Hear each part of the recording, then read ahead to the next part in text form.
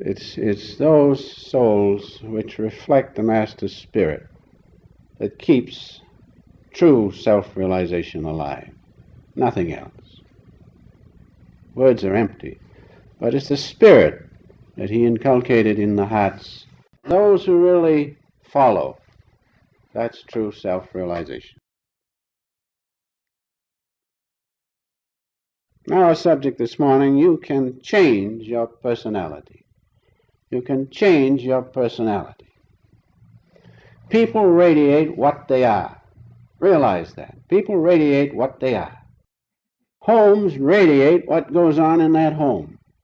Communities radiate the personality, so to speak, of that community. And saints radiate what they really are. So let us understand that. If you want to change your personality, you've got to change from what you are to what you should be. I know, coming across from Boston several years ago, we came through Texas. This was before going to Milwaukee, George. We came through Texas, and we both noticed the friendliness of the people. It was most wonderful. We felt good there. And so then we went on, and finally we came into California, into a place, I think they call it Las Vegas.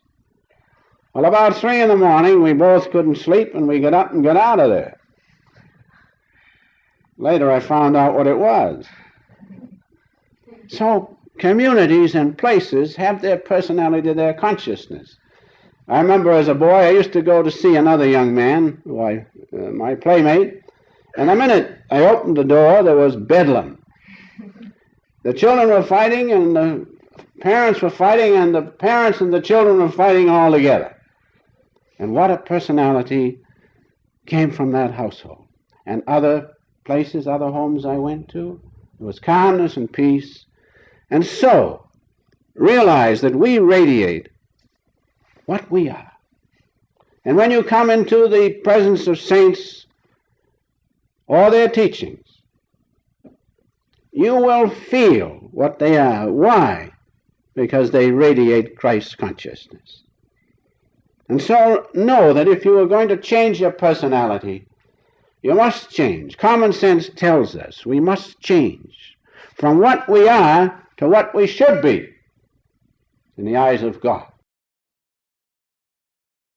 Now, there are two kinds of personality change.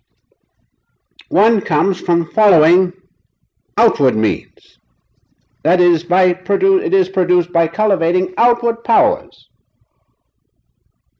Now, this change comes and changes your personality so that you, instead of being what you are what you should be. But the point that I want to emphasize is this, that this personality, the first change, is due to secular things, ordinary things. And the change comes by following ego consciousness. This is the important thing. The personality changes and comes and is built around secular things or outward things of ego consciousness. Now those changes are produced by these outward means. It is necessary to use and know these things because we have to change gradually sometimes from the lower standard to the higher. Now these outward things which produce the change are, for instance, kindliness and friendliness. You know that unless you are kind to people, you will not have friends. You can sense, and so can I sense, the person with a kind personality, considerate. You feel it because they radiate what they are. And they have consideration for you. Now, if you want to change your personality from what it is, if it's not that, remember those things, that kindliness is very important to change your personality. People notice it. People realize it. Another important thing is you must follow the golden rule. Do unto others as you would have them do unto you, not the modified golden rule of nowadays, do others before they do you. Not that one. The real golden rule. You must do that. That's the modified version. And another thing, you must be very sincere with people. I noticed a master who knew before the person got their head around the door, he knew all about them and what they wanted and could have answered them, but he listened patiently. Because the soul knows if you're not patient, listening patiently to others. So you have to put up with it, so to speak. That is, if you know more than they do, through the grace of God. But that will help you, as well as helping them. And finally, in the ordinary ways of changing your personality, you must be efficient. And you must be willing. And you must be dependable. Let us start right with these down-to-earth things. If you're not, who likes a person that isn't efficient? You tell them to do something and it's done in a haphazard way. No one likes that. And you ask a person to do something and they grudgingly do it, you don't like them. That personality doesn't appeal to you. But the person that is willing, even though they do not do it, perhaps as good as another person, as well as another person, you feel that personality of willingness. And finally, as I have said, be dependable. Be dependable. If you say to a person, will you do this? Oh, yes, I'll do that. And they never think of it again. That will not help your personality. You must change that. As my father used to say to me, I don't care so much about contracts. I know here in California you have to have contracts all the time. But he said, I don't care about contracts. I'd rather know the man with whom I'm dealing, because then I know his word is his bond. It is those things that give us the change of our personality. These are the outward means. Let us understand that. Now, secondly, a personality, the second kind of a personality is that in which the change is produced by these outward means plus the spiritual effort. And that personality has to do with things of a spirit, of eternal things. And that personality is inspired not by ego consciousness, but by soul consciousness. You see the difference?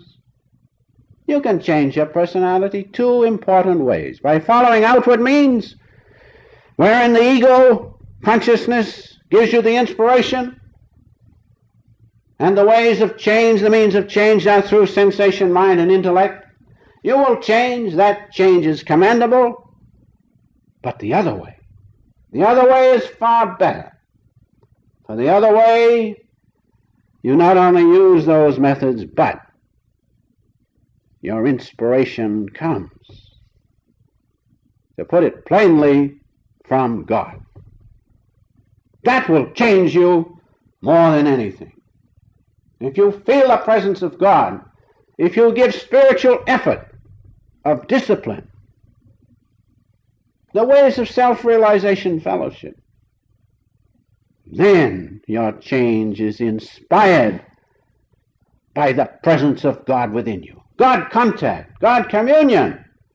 If you have that, that will change you as nothing else will change you. Remember this second way of change, which is so wonderful. Now, changing your personality, if you use spiritual effort, gives you a truly dynamic personality. A truly dynamic personality. We must remember that.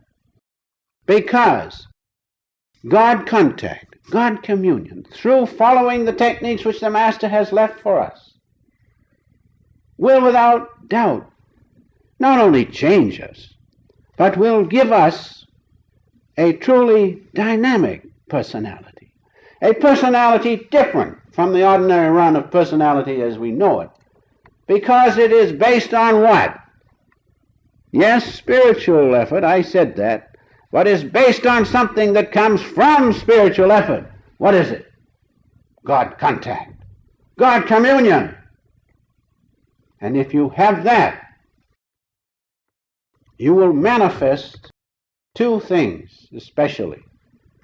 You will first manifest as a child of God.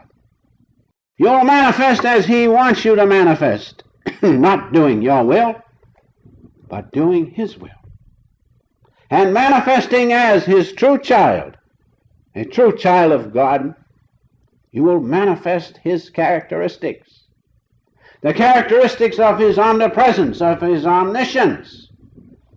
You will manifest His ever-attentiveness. You will know, as God knows to a certain degree, what you should do and what is coming for you to do, what to avoid and what not to avoid, because God's omniscience is ever attentive. You will know the things you should do because God's omniscience is all-knowing. And you also will exercise true compassion, for God's omniscience is compassion. That's what we need, perhaps more than anything else, to give us a dynamic personality, is the compassion which Jesus exercised. When everybody turned against Him, when they put Him down and walked on Him, what did He say? Father, forgive them, for they know not what they do. If you have that in your heart, if you have the omniscience of God flowing through you because you have contacted Him and communed with Him, you likewise, and so can everyone who knows God, say that. When people use you in the wrong way, when they are mean, when they are disrespectful, when they are not what they should be, you can say only one thing. You cannot even get cross with them. You will say, knowing that God alone is the doer and that they are sleeping, you will have changed your personality so you too can say, Father, it's all right. It's all right. Forgive them. That's what we must be able to do. That's what we can do if we know God is with us and feel His power and know it is His consciousness that is in us and that we are giving forth His qualities of compassion. And so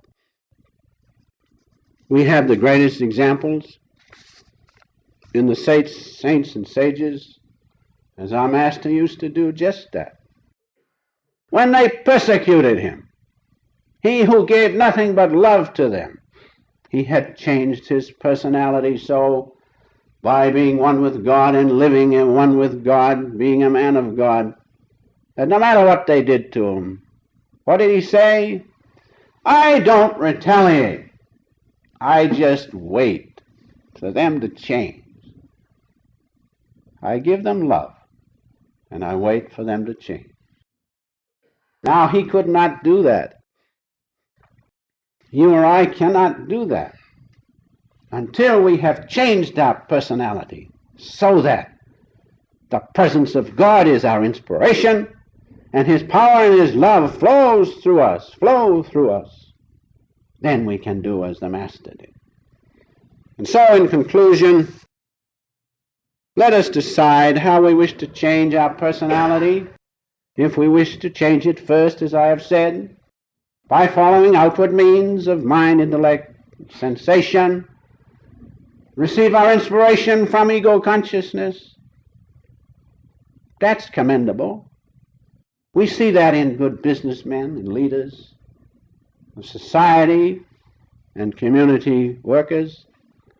Or do you want to change by receiving your inspiration from the Spirit within, from the presence of God within? If you do that, then you will be just like the flower which gives so freely and is a wonderful benediction to all those who perceive it as a symbol of God's omniscience, His giving freely, without any thought of reward, just to give for giving's sake.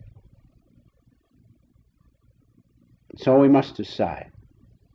And I know how we all have decided to decide, and that is, from now on, to get that contact with God by following the techniques which the Master has left and his teachings. Follow that. Be one with that. Get the contact with God, and you will have the personality which you should have, a dynamic personality inspired by the presence of God within you.